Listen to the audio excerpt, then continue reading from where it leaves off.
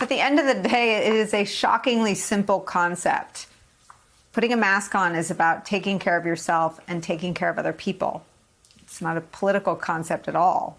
A kindergartner in Tennessee understands that.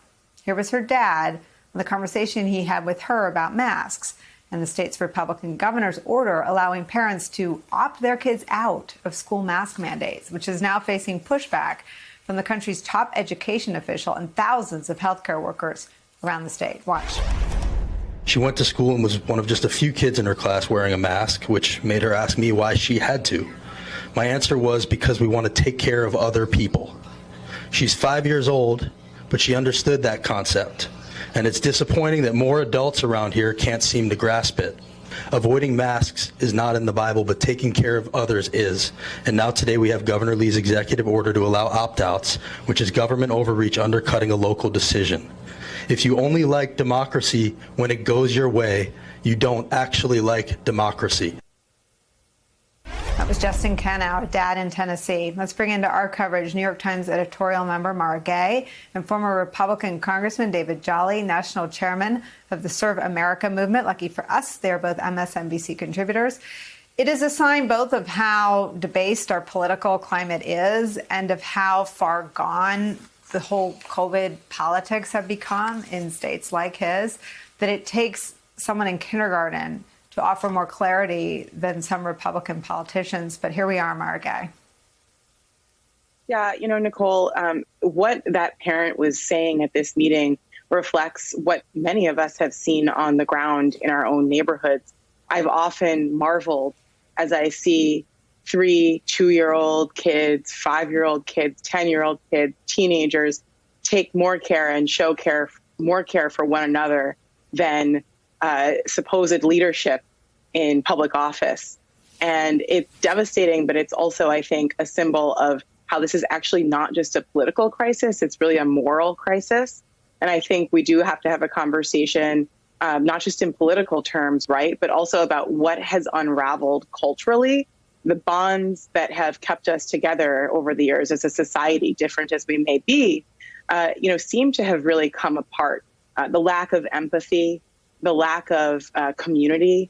And it does seem like there are many Americans who've decided to just think only of themselves. And even then, they're not even acting rationally necessarily. So I think this is a conversation not just for the Hill. This is a conversation for all of us to have in our own communities, whether that be at a neighborhood group or in a church.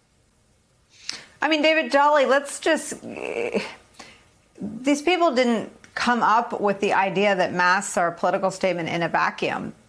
Of course, they're responsible now, especially if they contaminate their children's views about masks as something to protect their teachers and their classmates, none of whom under 12 are vaccinated.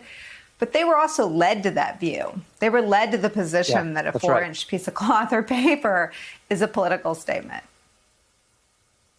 Yeah, Nicole, we are long into the era of reflexive partisanship, right? The notion that if another party is for it, then we have to be against it. And you would think in a moment of national crisis, in the moment of an international pandemic, that politics, negative partisanship, reflexive partisanship would be brushed aside. Republicans didn't make that choice. And so what Republicans have done, and I think this is important to understand why we seem to be at this crossroads we can't just get through. Republicans have very deliberately pitted 2 fundamental American values against each other. The notion of personal freedom, right? Should I have the choice to wear a mask or not? They have pitted personal freedom against the greater calling of patriotism, another great American value, the notion that we will act for our compatriots, for our fellow Americans. We will rise to put our nation's interest before our own personal interest. And in doing so, Republicans have created a paradigm that the nation just can't get out of. And unfortunately, this is, Mara's point, a question of moral leadership then more so than political leadership.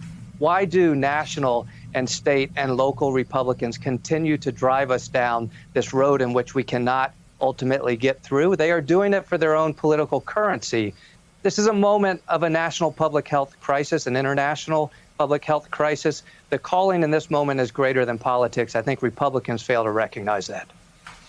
David Jolly, I don't even accept the freedom argument. I mean, Pee Wee football has a requirement that you put something much heavier than a mask on your head and your shoulders. Little League Baseball requires that anyone older than 6 wear a cup. I mean, there are a lot of things more invasive than a mask that people are required to do, and you don't see them physically and verbally abusing other parents at school board meetings. Right. This was made toxic and political and hateful by Donald Trump.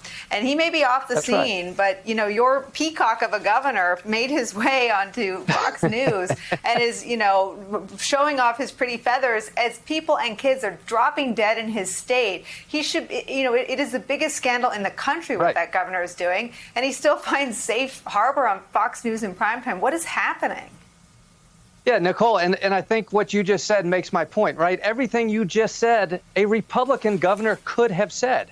A Republican governor could have said, this is not a moment to wrestle over questions of personal freedom. It's a moment to save the public health of our state, to save the public health of the country. If you look at Florida, there is no other way to evaluate Ron DeSantis' record in Florida than an abject failure when it comes to the public health of the citizenry, over 20 million people in the state of Florida. It's an abject failure by Ron DeSantis to be the custodian of the state's public health. And you're seeing that. Look, we knew the inevitability of schools opening last week, and Ron DeSantis saying, I am not going to let school boards say you must wear a mask. Nicole, you well know our children are not of school age, but if they were, I would not put my kids in a school in the state of Florida today. And that is because of the leadership of one person, Ron DeSantis, who has also been enabled and elevated and protected by Republican leaders around the state. He has created a public health crisis in the state of Florida, Ron DeSantis has, by his failure to recognize this is a moment for something greater than the calling of selfishness, greater than the calling of personal freedom. This is a moment where we do good for the collective, for society, and for the country. Mara Gay, there's another beauty over in Texas. The pharmaceutical interventions and protections that have been reported for Governor Abbott, and I'm glad he's availed himself of at least 2 COVID shots. I've read that he's had a booster, so that would be 3 vaccines. He's on Regeneron. He's protected by everything the world's pharmaceutical industry has to offer. And he is interested in banning a piece of cloth over the mouths of children. Why? You know, the thing that is extremely frustrating about that story to me is it is difficult for some Americans to get access to basic health care. And yet they are expected in his state to trust that, are they to fall ill, God forbid, with COVID, ill enough to have to go to the hospital, that they're going to get the first line treatment that so many Americans, including myself, haven't been able to get? Well, you know, I say Godspeed. I hope that they can get access to that. But I would not trust him, clearly, to secure that for me. And it's really just a joke. I mean, this is a man who's supposed to be in leadership, and he's supposed to have the public interest in mind. You know, politics isn't a court of law, so there's no law against acting like a fool. But it's really shameful. It's embarrassing. And when you get into public service, this is exactly a case study in the opposite of what you do. It's clear that he is putting his own personal interest in hoping to be on Fox News ahead of the people he is meant to serve. And it doesn't get worse in public service. I cannot think of a bottom that is deeper than something like that.